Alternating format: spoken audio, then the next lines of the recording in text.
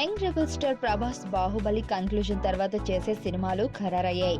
ఈ రెండు చిత్రాలు యూవీ బ్యానర్లోనే ఉంటాయని డార్లింగ్ అందరికీ స్పష్టం చేశారు.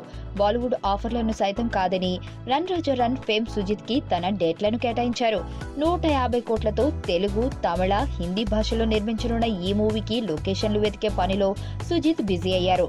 అన్నీ బాగానే ఉన్నాయి, కానీ పోలీస్ ఆఫీసర్ గా ప్రభాస్ నటించనున్న ఈ చిత్రంలో హీరోయిన్ ఎవరనే దానిపై అభిమానులకు ఇంకా క్లారిటీ రాలేదు. ఈ సినిమాలో డార్లింగ్ సరసన అమీ జాక్సన్ నటించనున్నట్లు మొదట్లో వార్తలు వినిపించాయి.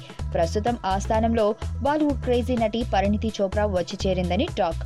ఈ విషయంపై చిత్ర బృందం ఎటువంటి ప్రకటన చేయలేదు.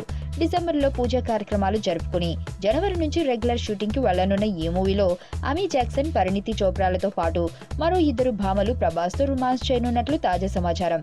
ఈ చిత్రానికి బాలీవుడ్ లో మంచి ఓపెనింగ్స్ రావాలని ఈ నిర్ణయం తీసుకున్నారని తెలిసింది.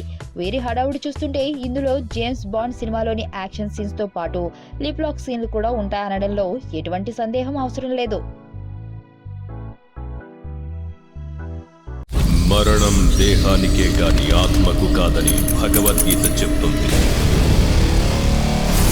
మనిషి బరువెంతున్నా మరణానంతరం 21 గ్రాములు తగ్గుతుందని సైన్స్ చెబుతుంది.